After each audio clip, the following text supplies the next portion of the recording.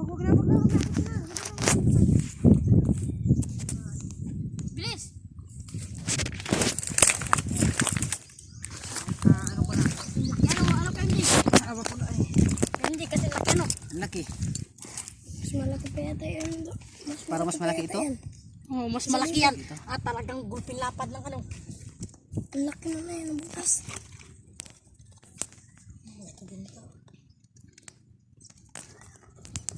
Mas malaki yan ano kanji. Ilang kita ko eh. Puno dahil na. Ha? Puno tayo. Ah, oo. Iba ang amoy nito eh. Bakit iba? Bango mo ya. Galing sa ilalim putik eh. Welcome to my vlogs. Welcome to my vlogs. YouTube channel. Ay, bang amoy. Pero yung sarap niya ko eh. Hindi. Dayo na. Dayo na.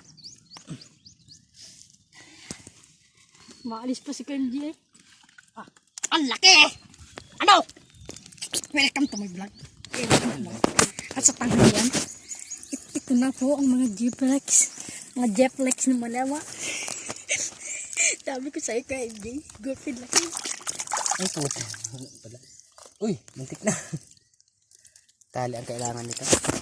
Hindi pwede dyan magsama yan. Oh, ayun tali. Tali, ano eh? May patayan. Baka may asawa ah. Laki ba Ken? Diyan hugas ang kamis dulo. Pido, yung ano. Ay, pido yung pagkain. Yung tinapay para doon.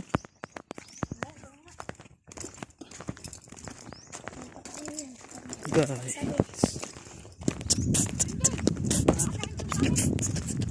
Hindi, mabalik pa tayo dyan. Ay, yung lambot. Lambot.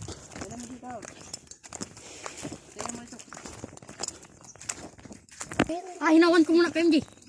Hindi, pati yung isa talaga. Ganda oh. Ang lalaki ng mga lalaki kay MJ. Yung ano, Baka yung mo isa to. Wag. Ano yan? Gatapang. Kung hindi pa sinabi kong Mas malaki yung isa pa rin. ako kaganina eh. Malaki to? Mas malaki yung isa talaga. Ha? Mas malaki. Hindi ah. Tingnan ang katawan yan. Yan, oh. Tinasipit. Bakla yun eh. Ito yung lalaki. May bakla yan? Oo, may bakla yan. Bakla ang alimango isa. Kalikot tayo mga dagat kay MJ ah. Ha? Kalikot tayo. Yun na. Oh, balut yung ating ano. May balon doon ah. Ang laki kay MJ. Anong sarap niyan. Tipidin mo lang yung tali kay MJ para may pantali tayo. Sakaling yan. Kahit huwag na tayo magligtong. Ano? Huwag pati. Mas Mas maganda pag sa bintol ano MJ? Sa bintol eh. Kaya maangat lamang mayroon ah. Conforme sa mahulihan. Abubo pala. Kamagtapang. Bati tayo. Ito guys. Laki niya. Guys. Laki pag nasipit ako nito. Guys. Pagpin laki. Uy. Pitik check. Gagi. Ang laki. Ay puta. Sige, yung mga kuko niya ay talas.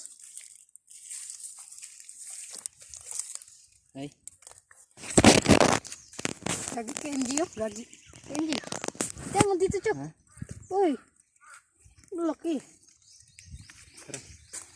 Dali yung gamit. Kung naman dinala dito pido.